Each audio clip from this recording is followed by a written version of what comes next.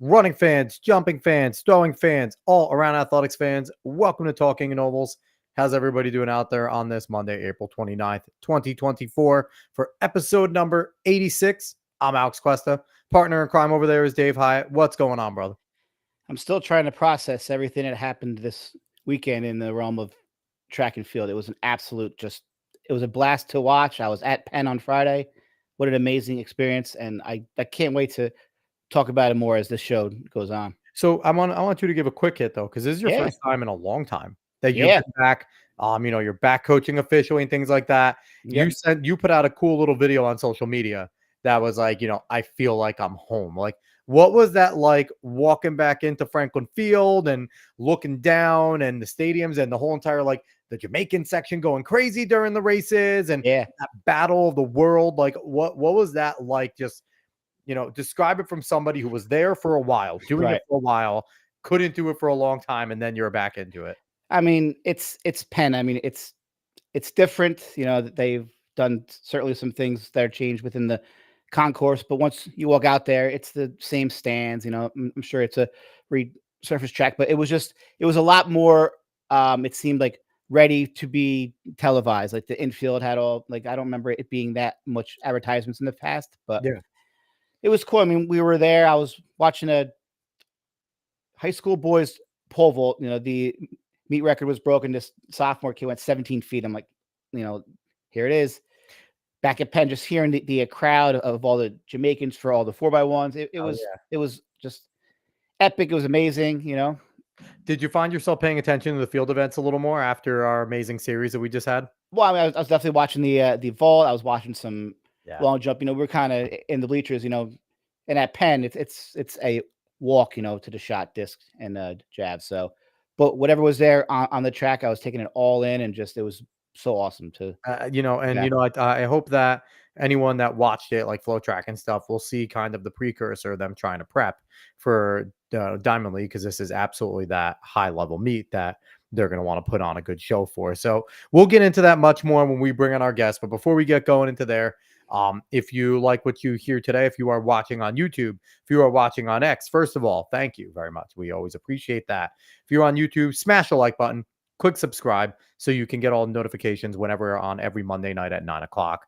And you can, if you're watching on X, give us a follow, give us a repost, retweet, whatever the hell you want to call it. And, let everybody know that we are on, tell your friends like, hey, Talking in Ovals is on. Let's go. Let's hear some track. So we're excited for that. And you can find us everywhere at Talking in Ovals. It's very simple. So let's go search it.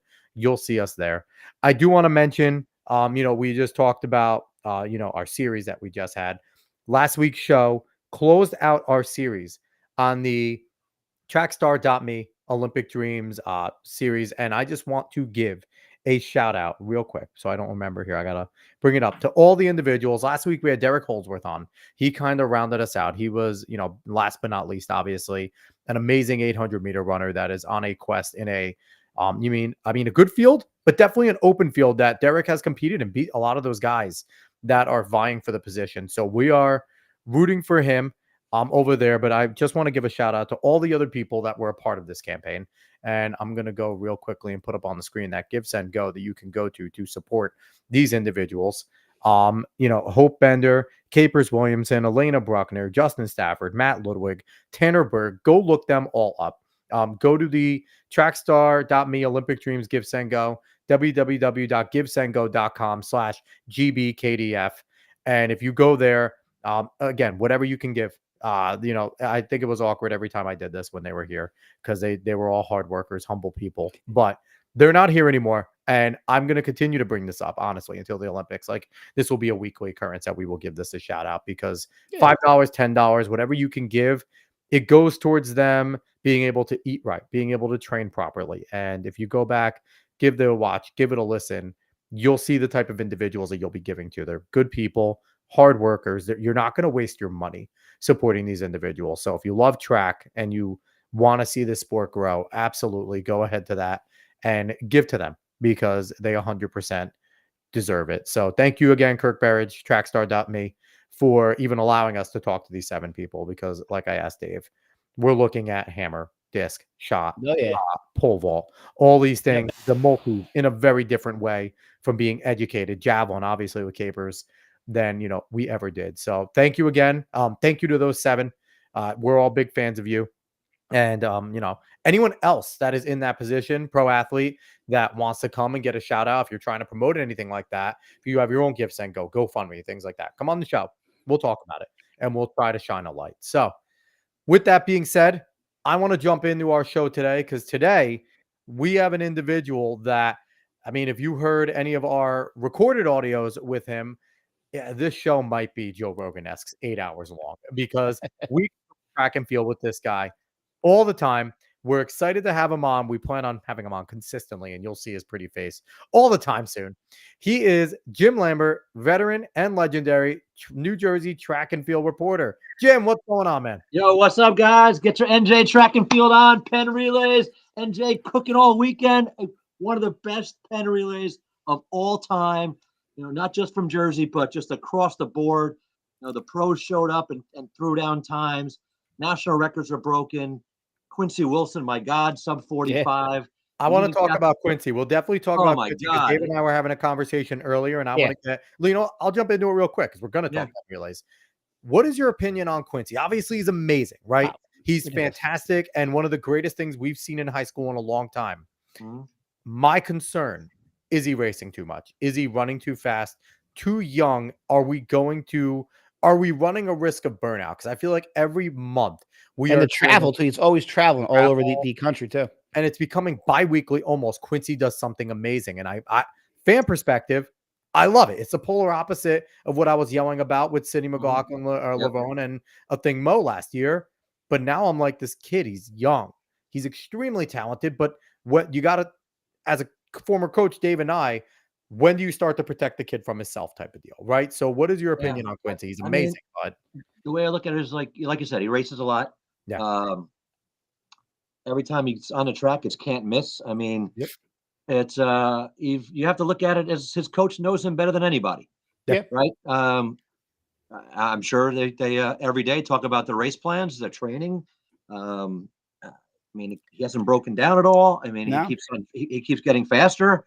So you have to just look at it. And I don't know his coach, personally, but obviously you just have to put the trust in him that he knows what he's doing with this special gifted athlete. And like I said, I mean, for some people it works to race a lot. For other people, it doesn't. I mean, I think it's just your body type, what you can handle, and I mean, he's handled it so far. And I mean, it's this hype and everything. It reminds me of Obi Moore.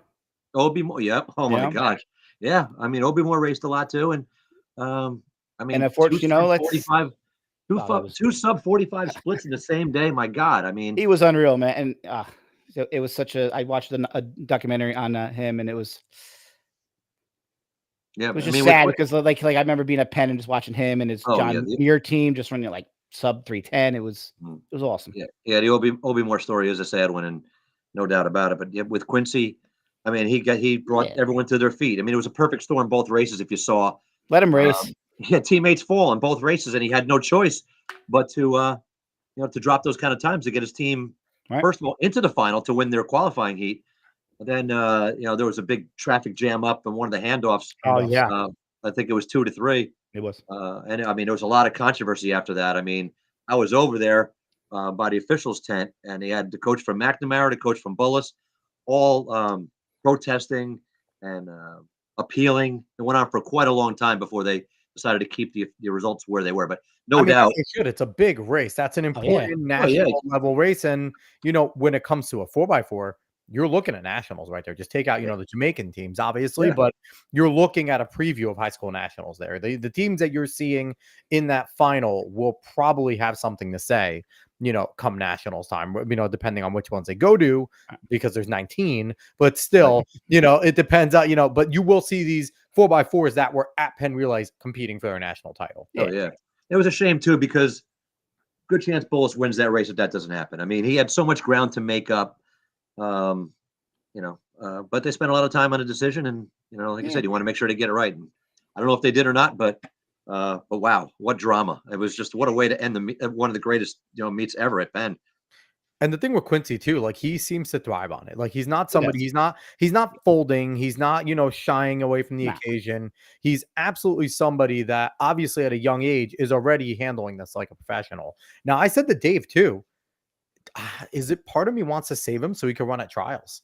Because because the thing is, he's running a 44. There's a chance that he's definitely going to get splitting, but there's a good chance he gets past prelims because if he runs a 45, and he could sneak in with the good race, and then you have to have the conversation of where does he finish? Is he going to be an alternate or is he on the 4x4 team? Because wouldn't that be amazing? If it's a long year, man. It's a long year, and again. Sydney had to go through that in 2016. Exactly. And are we looking for that with a kid that could split 44? Wow. You have pros you're looking to split 44. You're like, Noah split 44 in indoor nationals. That's right. For the 4x4. So it's like he's splitting a similar time that our best sprinter in the country and in the world is doing. So there's something there. No, there's definitely something there. And, he goes in there with no pressure. I mean, probably pressure from within, but I mean, no one's looking at him saying, oh, this kid's got to make the team. No, he's going in there with playing with house money. And I mean, he has the times now. So absolutely, it's going to be fun to see it play out because, there's nothing that grabs the attention of the track and field world like a teenager trying to make the Olympic team, high school kid trying to make the Olympic team. It doesn't happen very often in this sport, as you guys know. Yeah. So, I mean, when Sydney did it, it was like, wow, it's, and look what's happened since then. So he's on that path. There's no doubt about it. When it was 46 seconds, everyone's like, that's great. He's amazing. Yeah. Then it was 45 and it was like, all right, this kid's going to be a monster. Then he splits 44 and it's like 44.37. It's like now he was high 44 either. It was like this kid's running pro level times. And so it's exciting. It is. So I love getting, just getting that out there. Now I want to talk about the New Jersey performances over at Penn Relays because New Jersey did some stuff. So Jim, give us some of your most, your standout Jersey performances, any surprises you saw. And Dave, you chime in too, because you were there as well. I'm the only one that wasn't there, but I want to hear from both of you, like what you guys saw and everything like that. Surprises. No, I mean, everything I thought from a Jersey standpoint that could happen, pretty much did. I mean, the boys DM, CBA Westfield, Jersey duel. I mean, you were there Friday. I mean, that was fantastic to see. I mean, unfortunately, Ridgefield. I left prior to that, but yeah. Yeah, I mean, okay. Ridgefield unfortunately scratched from that DM. They had beaten Westfield by less than a second indoor nationals. So it played out just the way I think everybody kind of thought, based on if you add up the times and things. And but surprises, and we'll get more into specifics if you guys want to on that DM race, how it played out. But no, I mean. Top American and both in the circle for the guys. Josh Heisman from St. Rose, Benji Shu from Bergen Catholic. Coming in, we both had shots to contend to win. So to walk out with the gold watch for Top American, not surprising at all. And Nick Vina going into the boom. Nick Vina. I mean, the only surprise is that it took this long. Right. Yeah, I know it's a Wall of Fame. It's Penn. It takes a while to get everybody in who deserves it. But that's another thing I want to get into is just, and you may have seen my my tweet about this on my X on this about. I guess it's I was kind of reflecting on driving home, and this was my 30th Penn Relays. Yeah.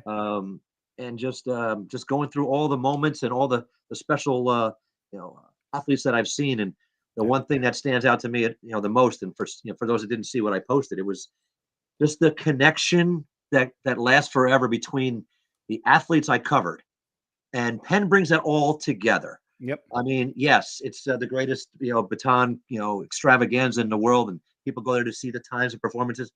But for me, just walking around there and just every time I turn around, it's someone I covered in high school, and it's that lifelong bond, of just getting caught up on their life and what they're doing. And it just gives me chills to see them go on to do what they do. I mean, we can go on and on forever for the athletes that I've seen that have gone on to the Olympic level. What about that Villanova 4x4 by mile? That's another one, right? Jersey, how many Jersey? Right there. How about Merv?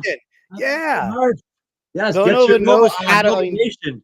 They know how to run Penn. And thank Villanova has God it figured was out an Penn Relays. honest 4x mile. Finally, an Yes. honest 4x mile. Well, what a You're right. surprise. You get drama in an honest 4x mile. Yeah, no, 100%. First time under 16 minutes. Fantastic. Yeah, 3 teams under. I know. It was I crazy.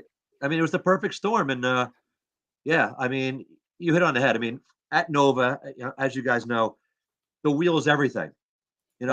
These guys, yes, these guys have school. Murphy has school records. Dolan's got records. Lang is on his way to breaking records.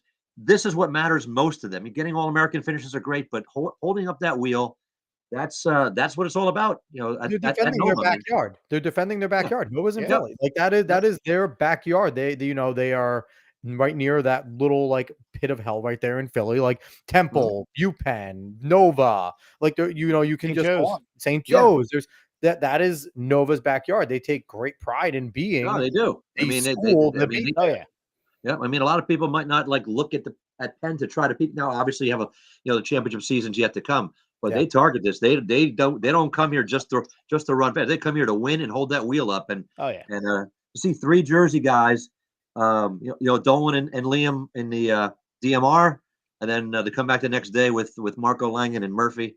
The next day. I mean, wow. I mean, Murphy's got 3 wheels now, and like I wrote about, it's hard to be considered a legend.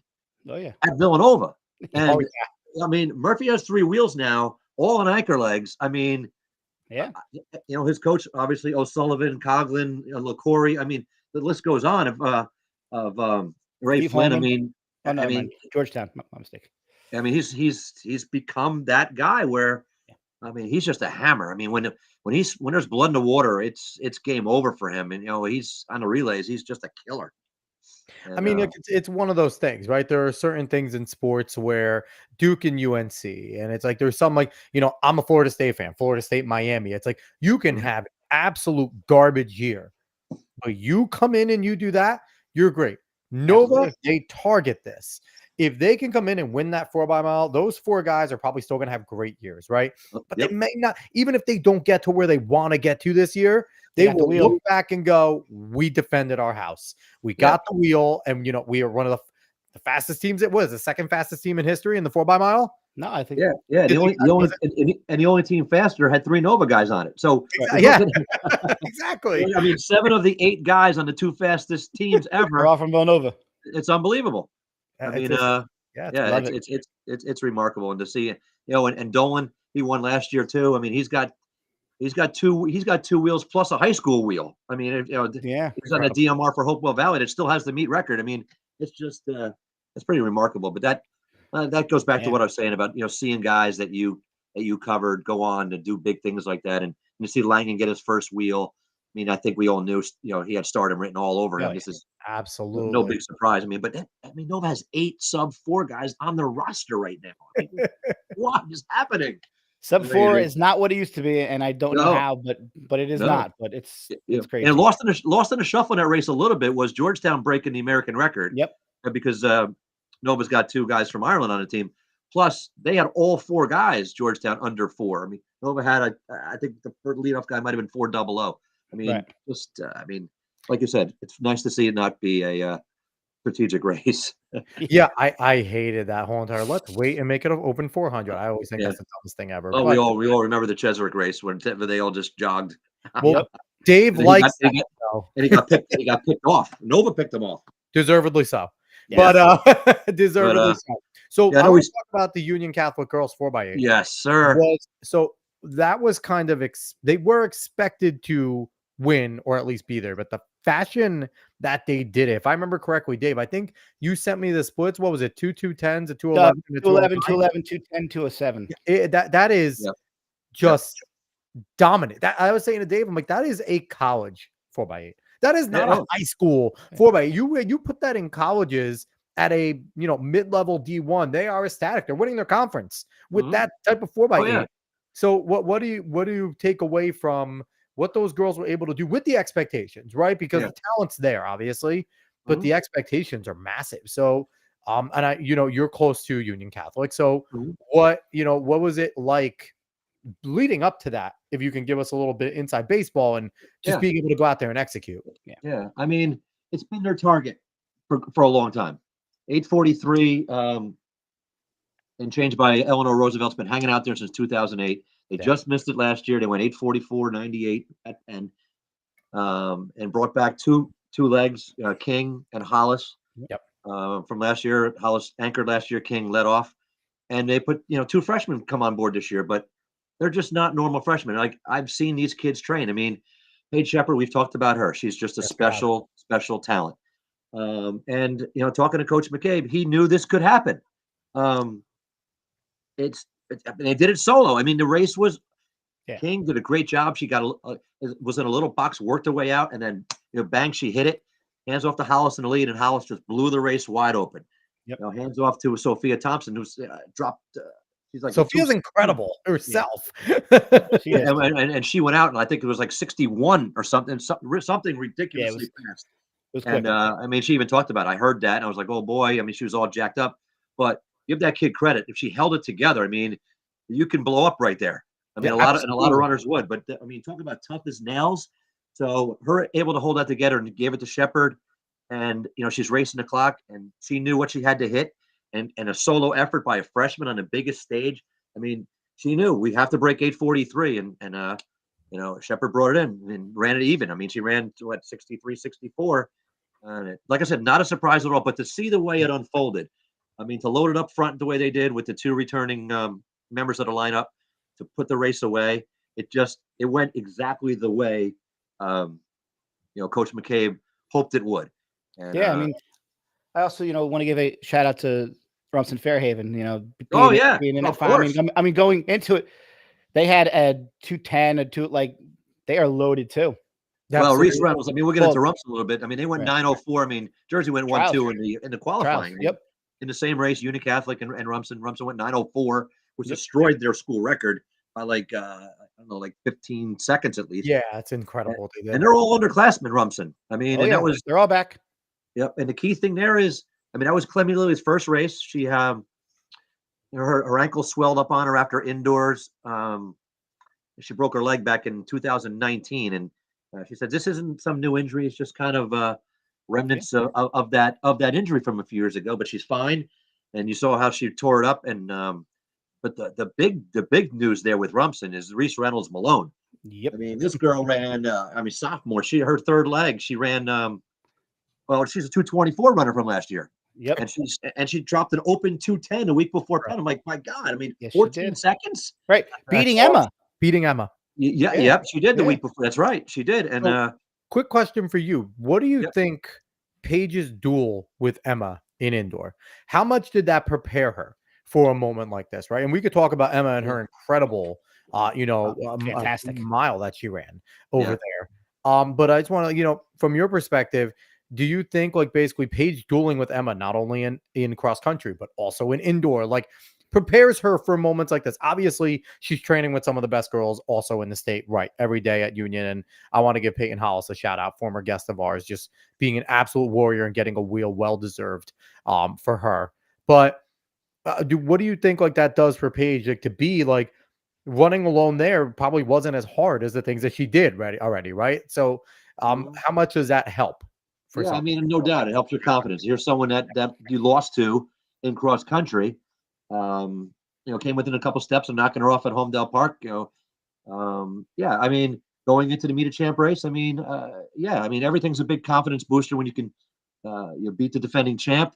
It kind of it makes you feel like, okay, I am ready to take that next step. Mentally. Paige has run so many races on a national level before she got to high school. I mean, she's race savvy. We all know that. She's been training great her whole career. I mean, I think that just gave her the confidence to know, hey, I can, if I put my mind to something and work hard enough, I can beat runners who, that have beat me before, or maybe their PRs might be faster, and she ran that race perfect. She knows her strengths. She has a very big kick. We saw that was the difference at, the indoor Meet of Champs.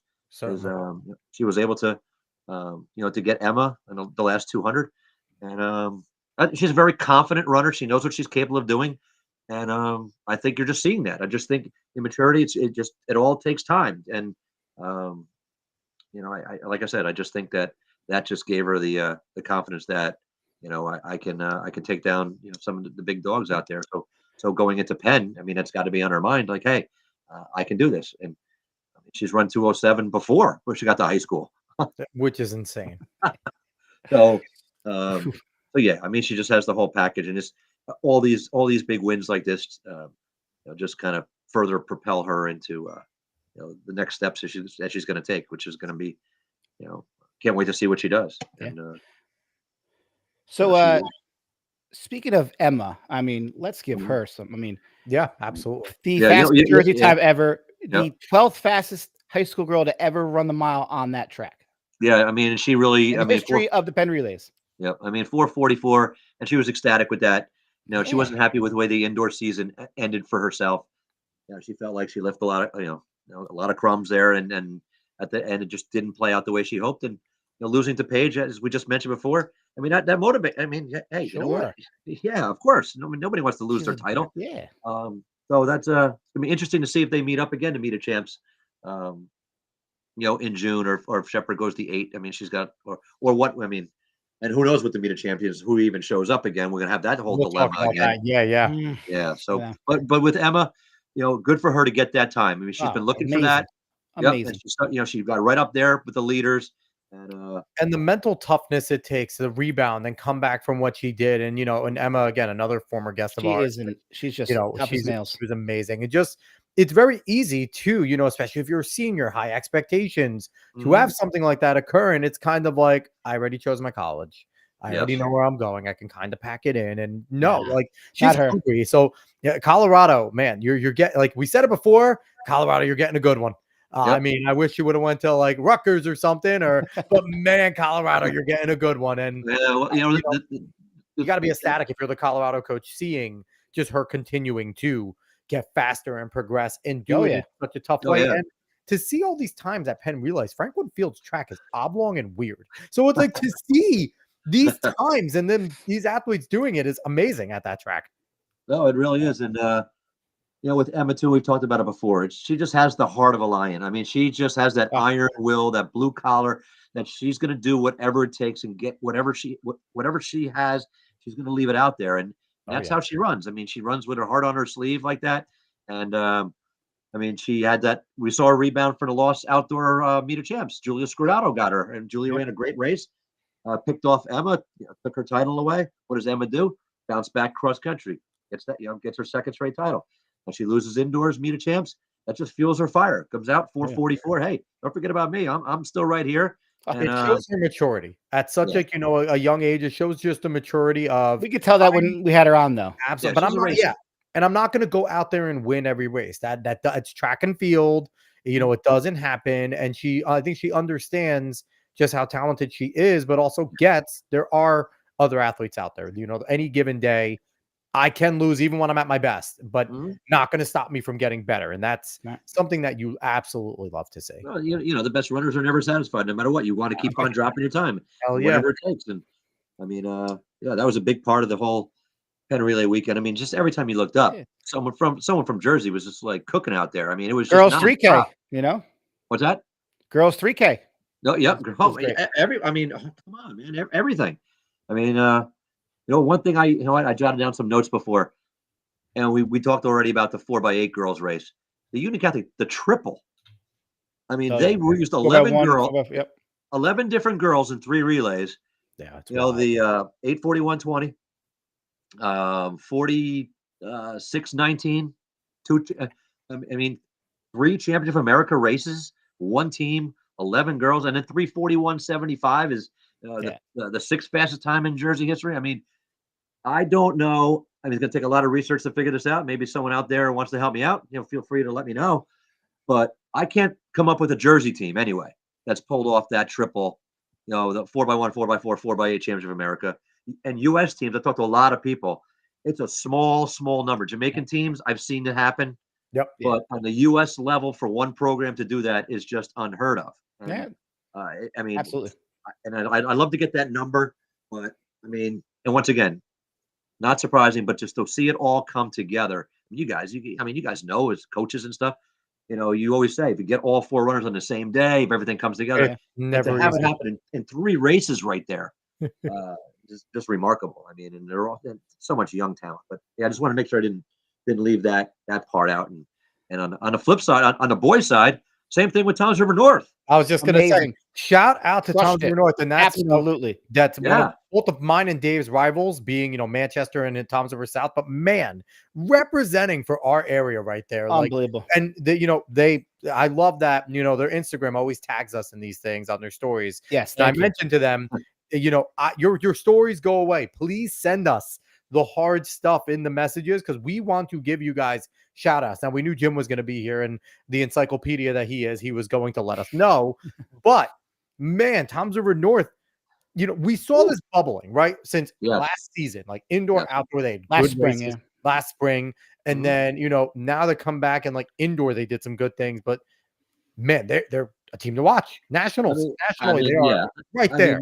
Yeah, people that weren't paying attention last year. I mean, they made Championship of America 4x8 last year. Yeah. And as I kind of, one of the stories I wrote this weekend was about if anyone out there didn't know just how great the Toms River North program is, they do now. I mean, they are on the map nationally. Yeah. I mean, Yeah.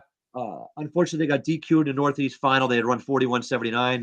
The anchor straight out of his lane. I think he started in 7 and wound up in 8. No, 8 wound up in 7. It happened. It happened. That's racing.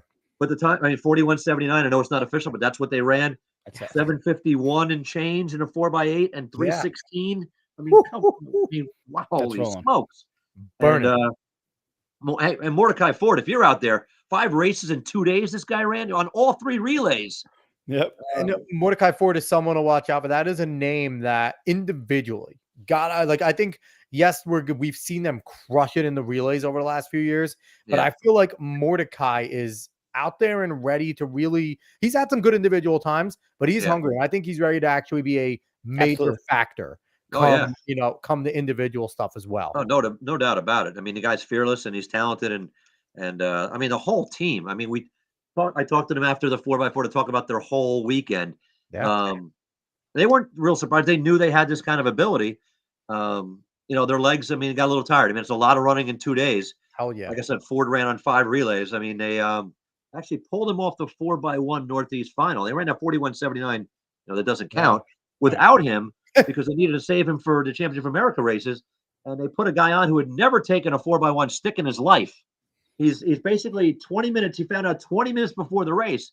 Coach Barrett's like, hey, we need you out there. They're practicing handoffs and down underneath the stadium, seating there, practicing his handoffs, and they do that. It was just remarkable. And a shout out to Coach Barrett and that Toms River North program. And they were, CBA Westfield had their duel, but top to bottom across the board, they were the Jersey team that really stood out the most. Like I said, across the board.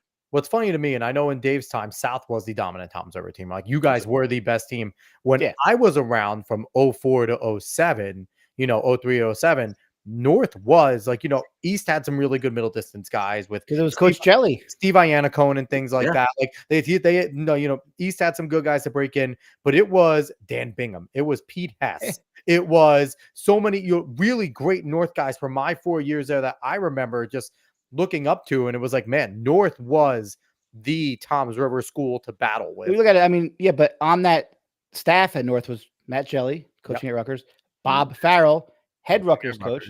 They were on that staff coaching those kids at Toms River North. So yeah, the North to Rutgers pipeline seems to be a good one in terms of coaches right now in all their sports. Hey, and speaking of Rutgers, a shout out to what they did this weekend. Yes. 943.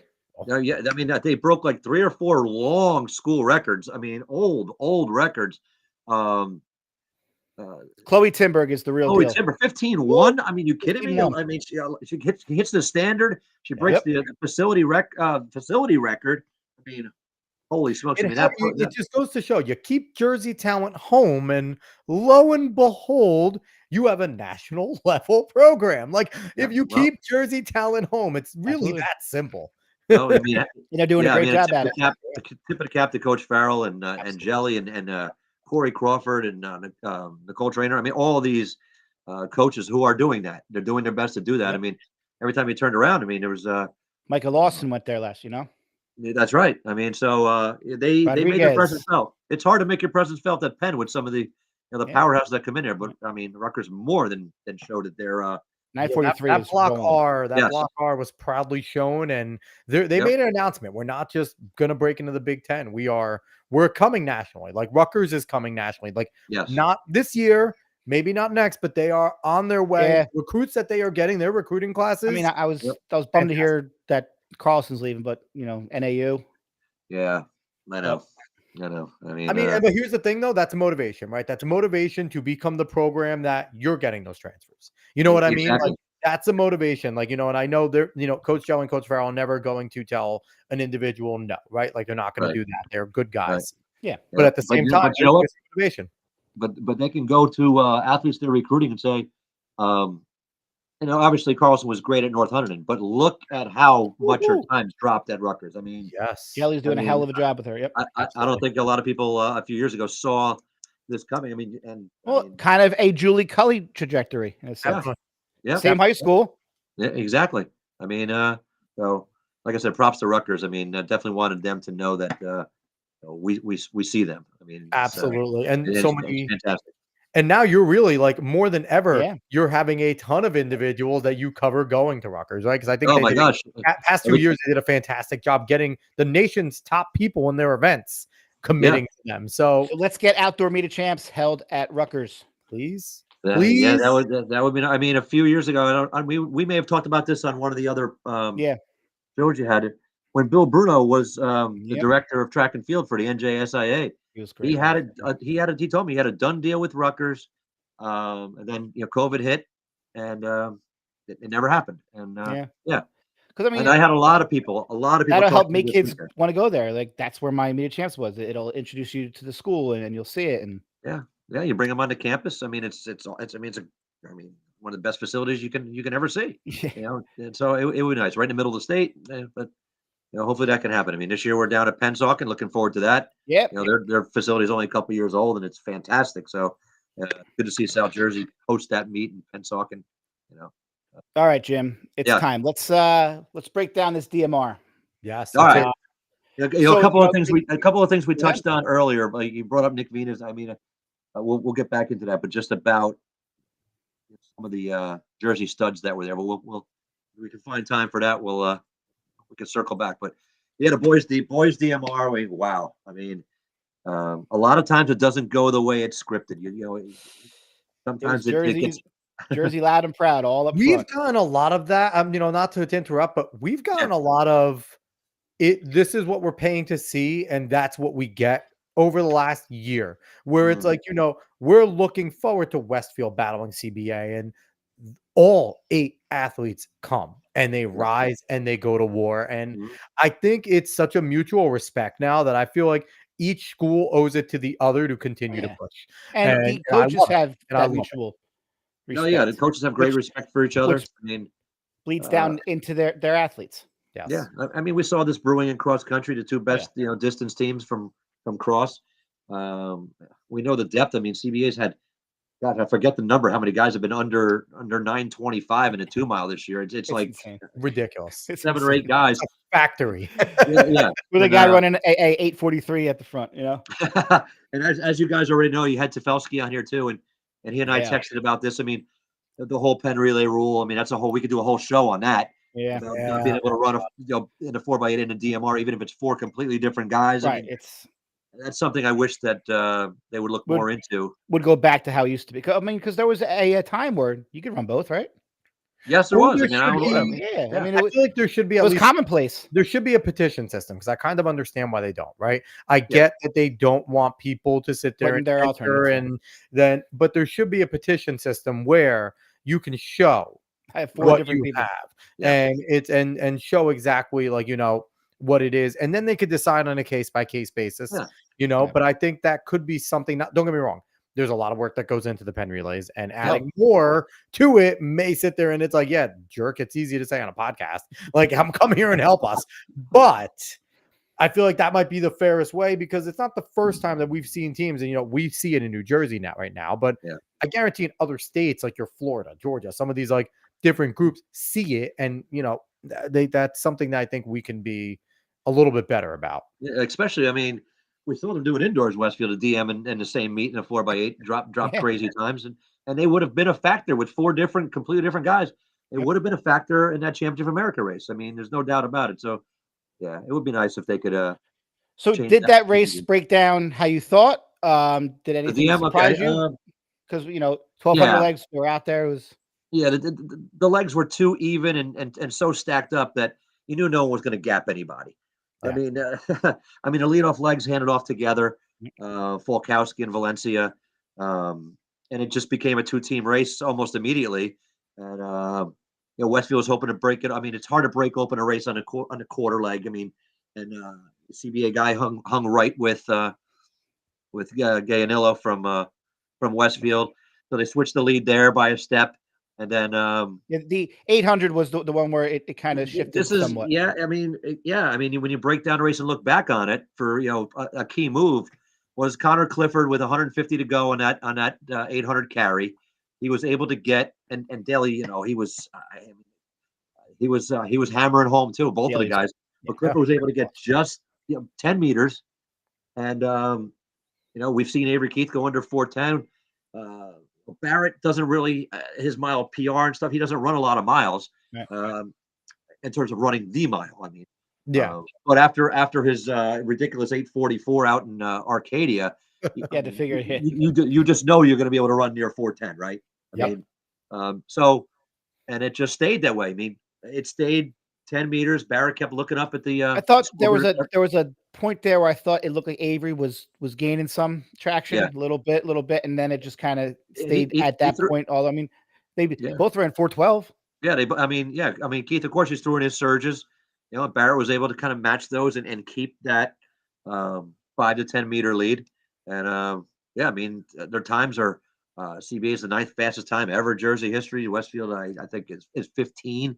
And like I said, a lot of times that race doesn't play out the way you think it's going to, but I think that's exactly the way we saw it. I mean, the fan in me is going to be sad next year when we're not being able to talk about Barrett and Keith going to war and things, and just those two. Because how many times have we said, Barrett versus Keith? It comes out, one gets one by a step, one gets the other, and it's been so back and forth, and it's so much fun. And then you go and occasionally Jimmy was choosing and things like that. Like it's just I'm sad that next year we're not going to be able to say those things. And that Ridge couldn't run. Yes. Because then you would have had three Jersey teams. Well, I'm glad you brought that up again. We touched on that earlier. Not having Ridgefield in a race with the 404, anchor, Hergenrother right there. I mean, it changes everything for those two teams. So they don't have to worry about anybody because they're just racing themselves. And it's in the back of your mind. If you got a 404 guy back there, you have to. They're not going to run 412 up front. They're going to have to run faster. Someone's going to have to take a chance. And I mean, Keith ran a 409 indoors because he knew this guy was breathing down his neck. The guy, they'll be future teammates at Princeton. But that changed the whole race. They both knew it was going to come down to the two of them, and it's just a head up duel. CBA got the edge there, and hopefully we'll see them again. Hopefully, Outdoor Nationals. Hopefully it's a replay. So, go ahead. No, go ahead. So I just want to quickly talk about something that we were talking about right before we went live. Eric the Bolt Holt. I mean, 351 kicking there with Nagoose, and it was just how that guy isn't sponsored. It boggles my mind because not only is he great, but he's tough as nails. He never gives up, and he is just the greatest guy. Yeah, I saw him for the first time a few years ago. The big mile that they have in Monmouth. Every Monmouth year. Mile, whatever. Yep, and that's really he ever since then he's you look at him and you think how much faster can he go because the guy literally dies on the track every time he runs. I mean, he's always crashing all over the place. He's always crashing over the line and rolling around. But the end result, he keeps getting faster. And somebody wake up out there and show him some money, show him some love. I mean, we can talk about 351. He's right there, and I mean, he could represent the United States. I mean, he was everyone's dark horse last year, and now I think after that 351 now in April, I mean he's right there. He knocked off some big dogs the other day too. I mean he's he's not just running fast. He's a racer, like you said earlier. He's learned how to race and time that kick. I mean he's just How do you not root for the guy? I mean, Ah, he's everything that track and field's all about. Just a guy who just guts out every race and pours everything he has into everything. So, There's a so reason why hopefully, he's Holt the Bolt. There's a reason why, yeah, and that's not a fallacy. And right, like you right. said, Hold the how ball. much faster can he get? I don't think sub 350 is out of his realm. Like we are looking at an individual who absolutely can push, and he rises to the occasion, right? Like he's a racer. He's a yep, racer. He's not a time trial guy. So if the race calls for winning it in 354, he's going to go, race 354. But we saw yeah, here he went out and he raced and he never lost contact. He stayed mhm, in, timed his race. And, there are times where, you have Yar Nagus there. Yar Nagus yeah, is, one of the top 3 milers in the world right now, top 3, 4 milers. no So doubt. there's a difference in what he's experienced as of late, as opposed to what Mhm, Eric has in terms right. of quality of races. But Yep. this is such a great taste of the international competition and the way Eric's going to have to race against. And you think Yara Nagus didn't feel him breathing down his neck? He knows No, who he he did. is. It's not Yep. like he's going to see Eric and he's going to look and say, I got to race. This guy's going to come after me. He's So just No, always there. He's always in the mix. he is yeah, always he'll always always make a move somewhere to give himself a chance. Chance. Yep. I mean, sometimes you see a race and a guy, you know, doesn't make a move. They get caught at the back, they get boxed, whatever, and they just never engage. He doesn't hesitate. He doesn't let that happen. He, no. he, he gives He'll himself a swing chance wide. every time. He'll swing wide to go and start his We're, kick. Like He'll he swing it we're, wide. will He'll have his kick. He does not care he'll what go in close to the his rail. kick Like he will doesn't care. happen. he'll Like muscle his way through. I mean, yeah, he's. I mean, Yeah. he's not the size, which is good. He's not a small runner. oh So yeah, No one's he fighting him, definitely has man. that He's a muscle. big Oh dude. yeah, no, that's no. right. He kind of reminds me of Nick Simmons in that sense, where no one was fighting Nick. Nick was like a brick, a brick wall running there. Yeah, Eric's a little bit bigger than most of your milers, so yeah, he he can definitely is. muscle around. That's right. I mean, gosh, man, so much with Penn. Like I told you guys when we were texting earlier, we can go all night with Penn, and it still wouldn't do it justice. I I mean, know. I'm looking at my cheat sheet here, just names and stuff. I'm like, we haven't even talked about Layla Giordano, who won the girls discus. I mean, Yep. 167, I think it is. I mean, national champ last year. I mean, she's one of the best discus throwers in state history, and she's chasing the Alyssa Wilson's 182 mark. I mean, just what she's done, and talk about it. What doesn't get talked about enough sometimes is she's an all-state volleyball player. She's a 1,000-point Yeah. scorer in basketball. And she goes out and she's throwing 170 in a discus and Well, yeah. and 40 whatever in the shot. I mean, what an Like athlete! I Valerie, mean, yeah, it's like Valerie Altman, the pro thrower. She's yeah, that's she right. does other sports too, and she's Yeah, super I mean, and fit and that's a whole nother speed. segment we could do too on Right. on allowing. I mean, that's a big thing now. Is everyone parents out there they see their kid might has a couple good line drives off the tee and T-ball, and that's it. We're Yeah. going to batting instructor. That's all we're doing. I Forget about hate basketball. This is specialization. it. I hate specialization in sports, and it's interesting coming from me or someone like Dave, where we're runners, right? When you're runners, you do 3 sports. You do it cross country, indoor, outdoor as distance runners, right? Distance runners, yes. You're kind of as distance runners, you dedicate yourself to that because if That's you do true. take off longer, that hurts because you have to re-get that base. And but specialization is a necessity for distance running, right? It's not a Yeah. necessity for baseball, for soccer, for basketball, for football, for any of these other things, because I think what we've seen is your best baseball players, especially, are individuals that were 3-sport athletes before college. You're Mike Trouts and you're all these guys like Yeah. your best players do specialize in other things because it gives you abilities you're not going to get if you streamline in that sport. So Mhm. yeah, we could do a whole entire maybe Oh, we could. we'll do like an outside the realm, like why every other sport should run track. Maybe we'll invite other sports coaches to Listen, try and every other sport do it. should run track. I mean, Run, yes, throw, jump. that's a whole episode. Yeah, It is. Yeah, well, you'll get guys, football players who say, "No, I'm just going to lift all year round."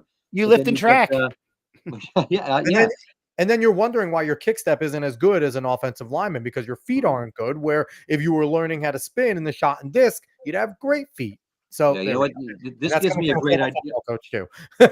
Yeah, yeah. I mean, bouncing this around gives me a great idea to put together a list of the all-state football players that also were all-state track athletes. The Oh my guys God. that did both. I mean, just lately, Jabril Peppers jumps out to at me, right now. Yeah. Malachi, well, right now, Malachi Ron James, Dane, Ron Dane. Ron Dane, Heisman Trophy winner. Yeah, and he had the state record in it. Malachi, yeah. I mean, there's a great list. Malachi, he's going to play football in college. He's going to I Syracuse. mean, Manchester had Mason Jones, who was a late Yeah. bloomer to football and was one of our best receivers of all time in 1 year, and then took He's third a- in the triple and barely was not a big track guy either. Just a uber talented individual, also 1,000-point scorer in basketball and Jordan Torney. currently playing overseas. Jordan Torney, another one, basketball player, 1,000-point scorer and great multi-athlete over in UConn. There's So many, and current coach over at Monmouth. So we could make that could be a fun list. That could be, but you know what though? You have time. You have time to write that list, or that would be such a long list, but fun. Yeah, I mean, I will find a time for that because it's we would love to do a special show about why more athletes should compete in track. Yeah, I mean, no argument for me. they all should. I mean, so anything else from Penn that you just really let's wrap. I want to give a quick shout out to North Bergen coach Ryan Rafferty dropping a 14:51. Oh, nice. 14:51, and his athlete Lilia Gordon also was 8th in the 3K. Yeah, that's right. That's right. An incredible time. So to coach and athlete both representing. So put tie a bow around Penn Relays. Give us some of your final thoughts because we want to jump into more broader outdoor season outlooks. Real quick. I mean, one thing we didn't touch on was the 3 Jersey teams made the boys 4x8 Championship of America race. Yeah, I mean, big shout out to West Orange, first time they ever ran on the big stage like that in the final. Cherokee running 7:50 in the final, and we talked about times over North. They didn't have their best race in the final. I mean, they had guys running. They're running on fumes a little bit there, but 7:51 they ran to make the final set. Wait, I go. What else did I not get here? Timber Creek girls Northeast 4x1 champ. They go 46 high in a 4x1. They went 3:46 and change in the Championship of America race. So Winslow girls went 3:46 in the 4x4 in the Philadelphia area. I mean, going, across the board. I mean, look at the 4x4. 3:41 Union Catholic. We talked about that. 2 other teams 3:46. And Timber Creek 46 point in the 4x1, and they were missing Chloe Jones, one of their top sprinters, and they still they still leave all that kind of smoke on the track. So that's a big shout out to Timber Creek, Winslow. Man, who we not hitting here? I don't want to leave anybody out. Throws, jumps, man. I love it. Jim always trying to give me. You know what the funny thing is too? We'll get into the outdoor stuff and he'll start going, him. He did work. I don't want to leave it out. So we'll definitely he reminds me of that guy from 1977. I remember. You can count on that. But I mean, speaking of Ron Dane, here we I mean, we alluded to this earlier, and I want to get a little just to kind of rewind a little bit. You threw out Nick Vina's name earlier, and that was one of my highlights of this Penn Relays and of all that I've gone to was. And I talked about the connection and the bond you create with athletes is, seeing Nick Vina go into the Wall of Fame. I mean, you look at that list of people that are on that wall. Absolutely. I mean, and they're the best of the best. I mean, this guy, what he did. I mean, only boy to ever win a shot 4 times. He broke the meet record numerous times, MVP twice, and outside of Penn. What's that? He's thrown over 70 feet more than any other high school thrower in history. There you go. I saw Nick, went up to the ceremony, talked to him, got caught up on things to see how he's doing. And hey, true or false? Right now, Nick Vina is coaching the high jump. I saw that. You read that? Saw a interview. I was like, wow, coaching, and he's an assistant, I think, for cross country. And he runs Greystone, the Morris County course, all the time with the head coach at Morristown, his old coach, Paul Bucino. And he's a phys ed teacher, Phys ed teacher. He's living still in Whippany. And that's one thing I remember about Nick that stands out is he was one of the very few throwers I ever saw warm up before meets with all the distance guys. I mean, he would run basically a mile just because he just loved the team so much, and he was just different. And but you hit it on the head before, Dave, when you talked about how many times he threw over 70 feet. I go up to the ceremony. Nick's there with his family. He's got his plaque, the whole thing. And I said, Nick, the greatest stat of all time. And he just looked at me. He goes, 96. Yep. I'm like, you remember? He goes, I'll never forget. 96 times over 70 feet. Are you kidding me? Ridiculous. That is something. 4 away from 100. I mean, that's crazy. Yep. I mean, I just obviously that includes his series. It's not just 90. Obviously, it's not 96 meets. No. Yeah. But it several doesn't matter. meters. It doesn't matter how many times you It doesn't throw it. matter. You do it. Right. Yeah. I mean, That's Yeah, man. Like we had on Jordan Geist, who I think threw like a little bit further. He was like 76 feet in high school. And we were talking a little bit about Nick afterwards. He's like, wow, he's like, we all aspired to that's throw what like took that. down. He took down Nick's record at Penn. He did. He did. Yeah. So But before we jump into, more outdoor stuff, I just want to again give a shout out to everybody watching over on X and over on YouTube. If you're watching on YouTube, we are going to continue our mission. We want more subscribers, don't we, Dave? We want to get over to 50. We're currently sitting at 22. So if everyone watching now were to go and subscribe and tell your friends, we would easily get to that number. So please go do that. Go subscribe on YouTube. Tell your friends. Get us over 50. And then switching gears over to X, if you're watching on X again, thank you. Give us a follow. Give us a repost of this. But also send Jim a question. Right there, send Jim a question, definitely. But we're sitting at just a little over 1,022 followers. I want to get to 1,500. So let's go. Let's go. Let's keep going. Let's get us up to 1,500.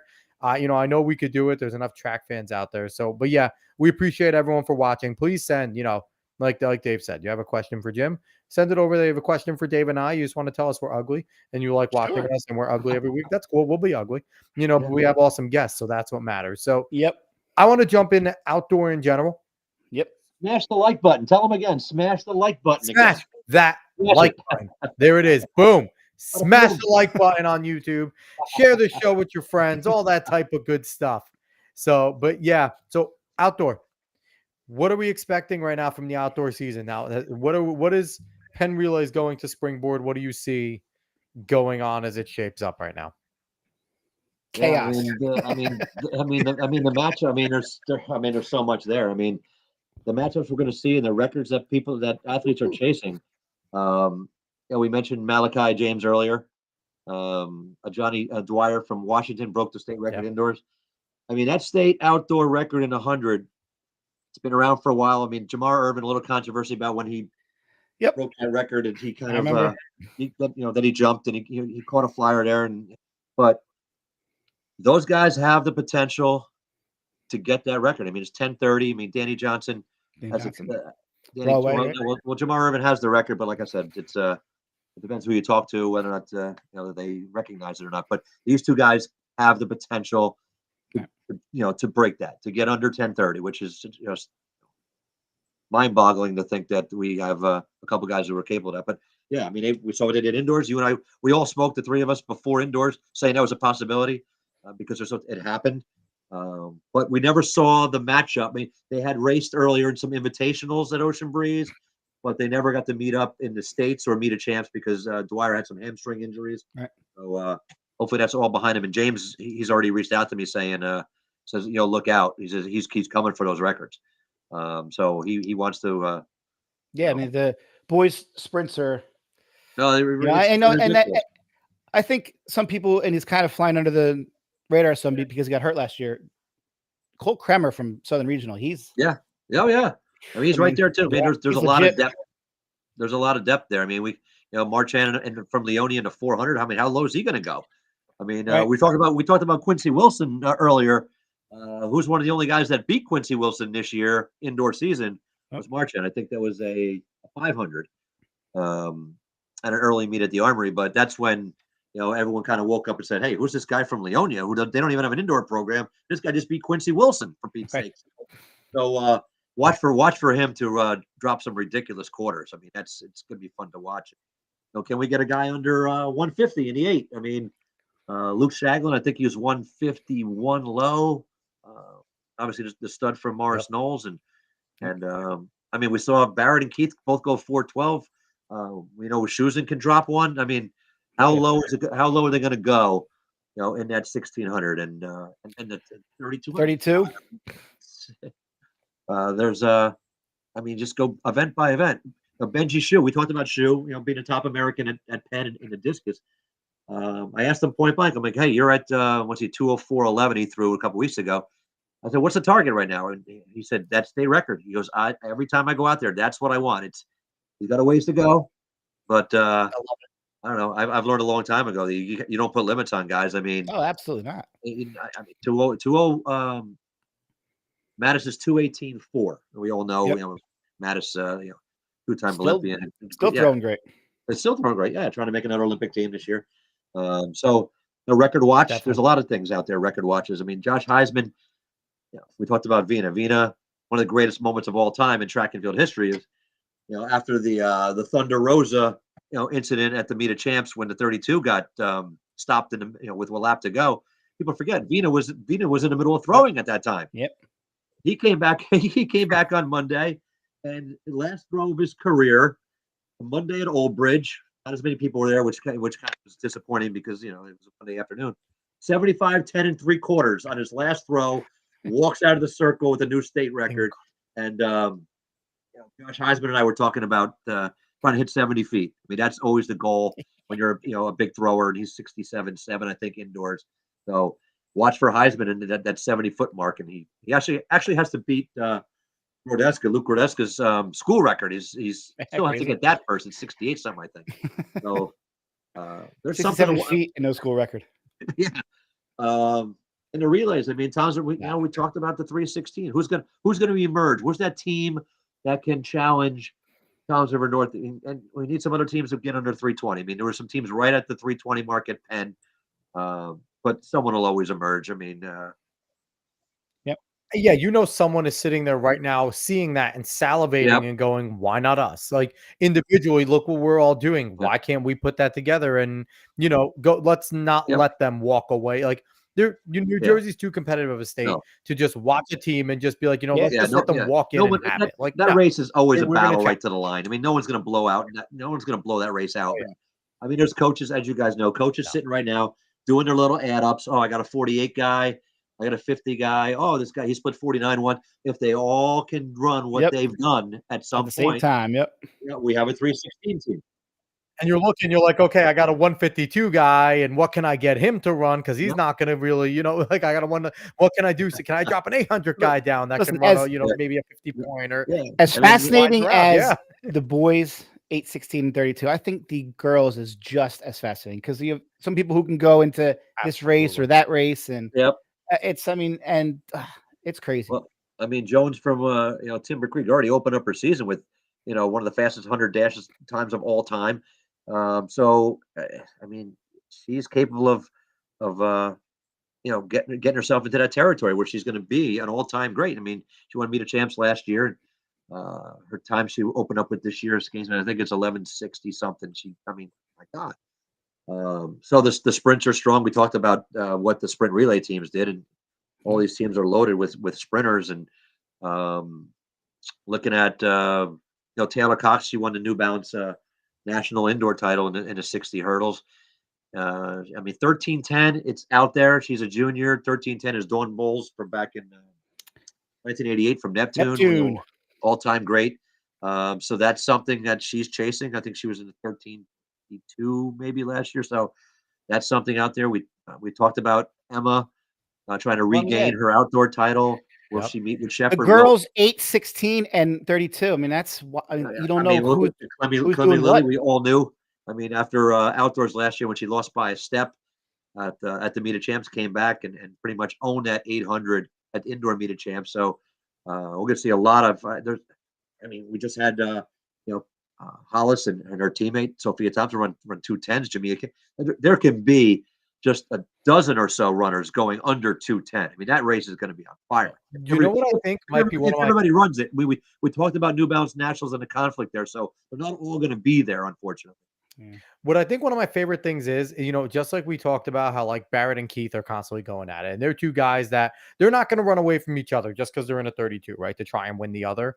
In the same token, when it comes to Emma and Paige, they're not going to choose based off of who's where, right? Because that could be something where in the past you might have seen that where it's like, okay, Emma's doing the 16, so I'll do the 32. They're not going to do that. They're going to sit there and look and go, Emma's doing the 16. I want the 16. Or Paige is doing, they're going to sit there and want to compete because I think in their eyes, it's there's other girls too. And there's other girls too. And I just think that we're going to see two, on the guys' end, on the girls' end, loaded races. And it's not going to take away anything from the other ones, but we are going to see these individuals want to sit there and be like, no, I am the best in whether it's New Jersey or if they go to the same national meet. But it's like they are going to want to be able to stake that flag and walk away saying, I'm the best in my state. I don't have to say, there's no one not in my race. Like, and I am that. Don't count out the boys from Manalapan. Ah, yeah. Yeah. I mean, getting back to what you said, Alex, the greats want to beat the best. I mean, Kate Shepard, there's no way she was going to run the 800 indoor. She lost the meet of champs in cross country to Emma.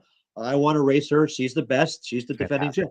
That's what you do. That's what competitors do. So there's no that ducking kind of stuff going on. And you mentioned Barrett and Keith. We've mentioned Jimmy Wischusen. Kyvelos from Manalapan, as you just threw out there. Peyton Shoot. I wanted to make sure we brought up Peyton Shoot. I mean, he was a Foot Locker, national finalist. I mean, so the depth is there for some of the all-time great battles. But like I said, unfortunately, they're not going to all play out the way we would hope because New Balance Nationals is a conflict. I mean, the throwers have no problem, jumpers, but the distance guys and teams that can go and win. Relays. Nationals. I mean, Union Catholic. I mean, they have potential to win, several championships at New Balance Nationals. I mean, how do you pass up a chance to be a national champion? It's tough. It's a tough decision to make, but it's ridiculous that they have to make this decision every single year. It's not fair. It should never happen. And I'm going with my conspiracy. I am convinced that the NJSIAA wants us to go the way of the Tournament of Champions in basketball because they made it a stated thing that they do not want these types of final championships in their events. And, their whole entire reasoning was, well, the large schools benefit and they beat up on the small schools. But track is such a different animal, right? Because you can this is taking away that chance for that small school standout to go perform at the highest stage, and maybe they weren't getting that big offer that they wanted, right? And now, boom, meet of champs, here comes the late offer, or you know what I mean? So it definitely would help, and even for that junior or that sophomore. But I think the issue is more with the officials. I think the whole thing we talked about, this happened a couple years ago with cross country. I mean, they no longer, give out, trophy for the winning team at Meet of Champions in cross country. It's so incredible. They bring up the team. They bring up the first place team, and they give them all medals. And I mean, we could talk forever about how wrong I feel that is. I mean, you're having the race and you're scoring it. Yeah, and you can't just hand the trophy to the winner. It leaves an empty feeling leaving Homedale Park. We know who won. Everyone knows who won. Right. So no one leaves like wondering. But it's always been the individuals get the medals. You earn an individual medal and you earn a team trophy, which is, and then you think that's ridiculous is what other cross country race aren't they awarding a team champion, right? You go and you win those invitationals and you have that and you're the champion. And there's trophies that are sitting in trophy cases at schools for championships. So why is it that they went all year winning these invites, right, as these schools, but now I get to the biggest stage and no trophy. I get a medal and I wasn't an individual placer, which is why you get medals. So it's ass backwards, the best way to put it. I mean, there's not too many people in the community happy with that, and I don't know if it'll ever go back, but that brings me to my point about outdoor Meet of Champs. I don't really think the state wants that to go away. I don't think. I mean, swimming has an individual Meet of Champions also. There's no team scoring involved, I know, but there was never team scoring involved, so that's fine. No, there's never team scoring involved. But it's just I don't know. You can't end the season. I mean, hypothetically, you could do it, but thankfully, there's been no talk about ending the track season after the group meet. But the whole dilemma came when, I mean, the Meet of Champs used to be on a Wednesday, the first Wednesday of June. And you guys, we have talked about this before. Move Memorial Day weekend. I know officials. I get it all. That's the issue apparently. But I mean, we did it for how many years? Move it up listen, before Memorial Day weekend. I'm a Monmouth County guy. If you have to cancel the short conference because you have sectionals, okay, no one goes to the short conference anymore anyway. So No. My thing is, there's a way to do it. Let's do it. Yeah, it worked. It worked for how many decades did it work without any issues? I have no idea. Everybody, you'd run on a Wednesday and you'd have a week and a half before New Balance Nationals. That was the schedule. Right. You know, But also that way, like you have leeway in case there is a fire. You know, like Yeah. yeah. so like I mean, think about it. Last year you were having championships decided without finals in jumps. Like Mhm. it was 3 jumps and then there was no finals. Like this is a championship meet and you're having kids like not go Yep. to a final. It was So And crazy. I'll say this. yeah, and we had the 1-day group meet One day because of group the meet, Yeah, scheduling. So there disaster. wasn't that that's what I'm saying. extra there wasn't that There was um nothing built in. there was no backup plan There to was no make built-in snow day. no, there wasn't. There wasn't a plan there, and that was, that was unfortunate that it all Yeah. got jammed together, and yeah, it was a mess. And And, I will say this, though, kudos to the athletes that have continued to go to meet a champs, though, because even though some have been quote unquote down, we still see state records go down. We still see yeah, national level times, like Yeah. national top tens. And that is without the quote unquote big dogs some of the time. So it's like, yeah, that just goes to show the depth of New Jersey, right? You still yes, take away some of the big time runners, and here they are coming out. And, you always see now like top 10 US, top 10. mhm, Right. And yet that constantly is going on. So that is yeah, just a tribute to how great of a state for track and field New Jersey is, that even though they're getting screwed by, the fact that the scheduling conflict, mhm, the coaches and athletes are still talented and good enough that they will continue to put up great times in a great meet, which maybe works to the detriment, right, of us yeah, clamoring to change it. Because yeah, if you're New Jersey, you're looking at this going, well, what are you complaining about? You're still getting a high level national league touted meet, even without these individuals that go to nationals. So it's like, and then you have these athletes that run the meet and then get right on a bus and go to nationals right away, which is unfair to them as well. So yeah. it's a mess and it needs to get resolved. It really does. I forget what team it was last year. Was it Haddonfield that ran at the meet of champs, and they got right on a bus and had to go to Franklin Field? I forget what a lot of teams were shuttling back and forth. Yeah. And I mean, athletes and coaches shouldn't have to decide. It And comes like down you to said, that. if you have a chance to win a New Balance national championship, you don't go to Yep, meet a chance, right? If you're yep, if you're CBA and you're Westfield and you have these great relays and things like that, and you have a chance to go and win a national championship, yeah. you're not That's what putting your you're doing. individual, and the kids aren't going to want to do It's it either. definitely hard to pass up. Right. Definitely hard. Absolutely. And especially if Yeah, it's New Balances, right? Like yeah, Nikes are big, they exist. But it's like if it's New Balances And it's at Franklin Field. at It's Franklin Field, nostalgic. you have a yep. shot to be the legitimate national champion of the country, which I'm sorry to Mhm. Nike. No, nothing, no shot at those athletes, no shot at Adidas, but the national champion is at New Balances every year. And I don't care what the times are. That is the national championship. So I agree 100%. But yeah, hopefully this is something that gets resolved because a lot of states don't have a meet of champs. I'm running down to crowning someone the best in the state One in their person. events. I mean, a lot of states don't have it, and it's what makes New Jersey great. Don't Mhm. take away what makes it great, and it's there. Keep it, but find a way to work the schedule out. I know I keep beating the same drum, but it worked forever. Why change it? and and what I think we need to do, sorry, Dave, real quick, is No. I'm saying I he's right. Why change it? I have no idea why. So what we need to do is, and I don't know how much we're going to have any sort of change, but I am pining to go and now get it official. That is going to be my goal. Jim, if you have any connections to the officials, we would Mhm. love to have I don't care if it's a veteran, I don't care if it's a young one, I don't care who it Get their is. perspective. Somebody from an official to come on, not only give their perspective, but also Mhm. convince some people out there why they should become an official, right? If you love track and field, if you love New Jersey track and We field, need younger officials. we need officials under the age of 733 that are still giving their time since 1920. And it's like, and there's nothing. And kudos to them. They are amazing. I have nothing against the individuals that were there when I was there, but the bottom line is they are the ones giving their time. So the people that get Mhm. mad at officials because they're old and they don't move fast, well, where are you? Yeah. Where are you that, as a parent or as a former athlete or as a whatever, giving their time if you just love this sport Yeah. and you want to help the kids, go Instead of do it. complaining about it, go do something about it. Yep. Yeah, Right? even if you can give them There a are meet or many, two a many, year, many that is a meet or courses two. available. Yes, even if you give them a meet or two a year, that is a meet or two that they don't have to get somebody else. Or even if you just pinpoint, like, hey, I'll be available for meet a champs if you do it on that earlier day. If you want to do it on Memorial Day, I'll give up my time.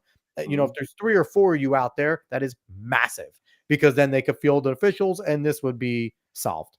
Yep. Null and void. I mean, I know, when I've talked to Al Stumpf, who was the outdoor track and field director for the NJSA. He gave me the stats one time on how many fewer officials there were over the last couple of years, and it's a big problem. COVID had to scare a lot of them away because a lot of them were elderly, and that was a big scare during COVID. It is a problem. I mean, fortunately, this year, one of the things that I like is that the non-publics have their own site this year, and they went back to they're going to Stockton for non-public A and B together, because those double groups and non-public together in the same, it was just too much. And we talked to some of the coaches that we're friends with, and they were not happy with that scheduling. And it was unfair. It was unfair to the athletes and the coaches the way that they scheduled that up. Hey guys, I am going to walk with my laptop. I just got a battery low sign, so I am going to run upstairs to plug in. But I'm going to keep this in front of me the whole time, and I'm going to negative split my way up the stairs. I love it. You're gonna get a little look at the dolphin den on my way out of here. There we go. That's what I love. Live is amazing because we get things like this. So you got to check out the steps back there. Baby. Look at that. The stairway to the fish tank. Oh, this is incredible. This is we should have started. This is exclusive. Oh. All right. Tripped over the litter box. I'm good. Tripped over. No, I'm good. This is incredible. Okay. Here we go. In the kitchen. This is the legend, the man, the myth, one of New Jersey's greatest track and field riders of all time, Jim Lambert. Timing me? Hold on. Sprinting his way to a record from the basement to the deck. That is a record up the rickety stairs, over the kitty litter, through the hall, in the dark. Record time. I mean, there is an improvement. We don't have that. We don't have that Dolphins logo on the back anymore. So we have an improvement on the van. Anybody who wants to come challenge Jim to the obstacle course that he just went through, you have to trip over the kitty litter too as well. Hey, while I'm in the kitchen, you don't mind if I heat up a little baked ziti and sausage that's sitting in the microwave, do you, real quick? I mean, go for it. It's awesome. Go for it. I'm not mad about that. That's amazing. Go heat it up. That is absolutely perfect. If you want your track and field and you want to talk track, you gotta have a full stomach. You gotta eat. Speaking of talking, we got a little pasta. You gotta get, we gotta get pasta for your workouts. So speaking of talking, we had our predictions for indoor that we haven't held you to, which is okay. But I want to get some predictions for outdoor. And I don't know if Jim is frozen there. Are you still there, Jim? There you are. Can you guys hear me? All right. Yes. I got you now. You're a little bit choppy right now. No boy. You guys, if you can hear me, it says I lost my connection briefly there. Can you hear me? You're back now. Can you hear us? Can you hear me? Yes, we can hear you. I think we're having a little bit of connection issues with Jim here as he went up to the kitchen. So I think it was the litter box that did it. I think it was a litter box. So the litter box did it. Okay, I'm good now. All right, cool. So I think you are here. Your video is a little choppy, so hopefully we will continue. But I want to. So in that instance, we will wrap up a little bit here. I want for you, if you can give me 3 predictions for outdoor season. Now, we didn't hold to the indoor ones, but I'm going to write down these outdoor ones. So when we have you back, we can hold your feet to the fire. So as quickly as you can while we still have connection. Quickly as I can. Well, first of all, going back to indoors, I think I nailed them all. We need to go revisit that. I think I nailed them all. There was not 5 kids under 32. That's the only one. Okay, 4 out of 5. I was hoping you would forget that. You have 3 this time. 3. I want 3 for this one. I mean, looking back, we got this. I nailed the state record indoors in the hurdles and the dash. Yes, you there. Don't forget. Predictions for. Oh wow. I'm writing these down too. I have my phone out. About to write them down in the notes app. So we're gonna hold you to this one. And it's Jim's outdoor predictions. 2024. The state record in a 2 mile is going down. For men or women? For the boys, 8:44. Joe Rosa has it. His brother went 1-2 at nationals. 8:44. Right, because the 3,200 meter went down, right, but not the 2 mile. Exactly. Correct? So it's 2 miles, 8:44. So I mean, hey, I assume they'll run at nationals. They're getting a fast race. So between Barrett, let's not 2 mile or 32. Which one? We're gonna have a distinction here. 2 mile. New Balance Nationals. Record goes down. Do we count conversions? I think we have to. Yeah, I mean that should be a 2 mile at nationals, though. I mean, Right. I mean, Okay, so like I said, men's if it's Joe Rosa 2-mile record goes down, that's one. Yeah, I mean, because if it's Barrett, I mean, he's not going to run to meet a champ, so it's going to be. Yeah, that's one. That's one. Let's see. I got one. There will be 7 to 8 girls under 210 in the 800. Oh, I'm going more. Yeah, Okay. yeah. What's your number? How many girls under 210 in the 8? That's a good one. Well, over under. I'm going over 10. How about that? We set it at 10. Dave goes under. I go over. Okay. All right. Loser buys Jamaican beef patties at Penn Relays next year. That's Sounds a good idea. So over 10 girls, sub 210. I say there'll be less than 10. He says, well, 10's going to be a push. It's gonna be really tough because some of those open races aren't going to be fast, and a lot of the top. Yeah, but you have all these races. Like I know, like where I'm at now with like Angelina George, like she's going, running some trials of miles, and there's a lot of races out there for these people to go. There are. That's one thing Eric Cole said. There's more than ever for you to find fast races now. So but again, it's also how many girls are going out there to go do it. So it's like it's going to be interesting. So all right, I think 10 is a good number. 10's a good number. What's your final one? Let's get something for field here. You got anything for the field events? Yeah, Shu's going over 210. He's gonna break this Sam Mattis's junior class record. I'm not gonna say he's gonna hit the 218.4 this year. How about girls disc? In a disc, yeah, I think he's the 210 mark. And Josh Heisman, 70 feet, Josh. You're gonna hit it. It's gonna happen. You're only 2.5 feet away. It's going to happen. Alex, I see you're writing it down right now. We will come back here in a couple of months and you'll replay it and say, bang, bang, bang. Lambert nailed it. So what Josh, we got here, Let's go. I'm going to write that down. So like you gave us 4 when 4 annoys me. So you're going to give me 5 because 4 is not a good number. So we're going to get to 5 now because 4 is just a number that does not look good on here. So I'm giving to you because you went over our agreed upon 3, but in typical Jim Lambert fashion, did you think he was not going to? Has more information than he knows what to do with. So the hell, we got 3 men and only 1 woman. So let's get a second one. There. All right, let's look at some relay stuff. How about girls discus? The state record's 182. Giordano's at 170. Oh man. So maybe he doesn't have that realistically. I'll go for it. Girls distance record going down. Girls distance, which one? All right, you're gonna take that one. I'm gonna take a relay. I'm gonna take shuttle hurdles. 3 teams under 10 DMR. It's got to be his predictions, Dave. Yeah. What are you doing? Wait. Right now, he's got 7 predictions. I got like 3. I have 3. I'm only writing down Jim's because you can't hold our feet to the fire. We're the hosts. We're always. You can hold me. I don't care. Let's see. I got one 4x1. Ooh. The 4x1 state record is 45.50. The Montclair girls set it at the Penn Relays. They finished 3rd in a Championship of America race in 1998. That had the Barber twins on it, Aaliyah Williams and Chantel Coppage. The record's been out there a long time. And the Union Catholic girls went 46.07 already this year at the Blue Devil meet. We talked about Winslow. Timber Creek, 46 point. I think the record's going. I think finally that record's going. I think I like it. They both might even get close to there, but it's tough. I mean, even though it's you guys know, a half second in a 4x1 is a ton of time. But it really is just cleaner sticks. The time passes, right? Because you have we've had many teams in both the men's and women's side with the speed individually, right? Mm-hmm. But that is really, in terms of the relays, your team chemistry, your team unit, your practicing is the most important. Because like you said, that 0.1 second on a stick pass, that's better, is the difference between the record and championship. So, all right, we're going to recap right here. So Jim's predictions for 2024 outdoor season. First one, the men's 2-mile record, 8:44 Joe Rosa going down. And the usual suspects, I guess, of, Avery,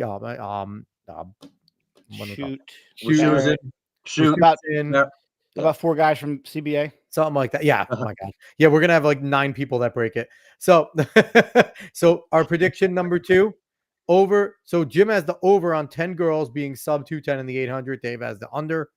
Here's a question: what if they run 210? Is that like a? We said sub 210. Okay. We said sub 210, so it needs to be 209.9999999 is counts. Even though I never ever counted like the 0.9s, that always made me mad. But anyway, so number 3, you have Shu going over 210 in the disc. That is that one there. You have Heisman hitting 70 feet in the shot, and then your last one in the 4x1 for the ladies, the 45.50 for Montclair girls is going down. So those are some pretty good predictions. I like those, and I think that I'm excited to have you back. We'll have you back probably midsummer sometime when everything dies down, and we'll definitely do a XC Outlook plus. XC Outlook, yep. Where was Jim? We'll do a segment. Where was Jim right? Where was Jim wrong? Maybe we'll. I'll have a whole entire graphic I set. Where was Jim today? Where in New Jersey was Jim Lambert instead of Carmen Sandiego?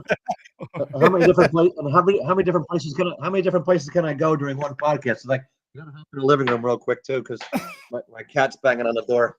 But getting back to those predictions, if I had to put, oh man, it's my cat's around.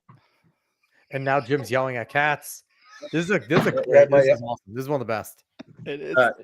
Yeah, you don't get this on live podcast too often. But my cat basically has a rabbit in his mouth out in the front yard. I got to take care of. But anyway, listen, PETA, don't cancel us. We are not here for animal cruelty. Hey, there's rabbits on the track and there's rabbits in my yard. What are you going to do? They're everywhere. So you wanted to add one more? I would say if I was a Vegas odds maker, if I could be Jimmy the Greek right here, who is my number one choice for most likely to happen of those. I just think that's like, okay. Yeah. Lock it up.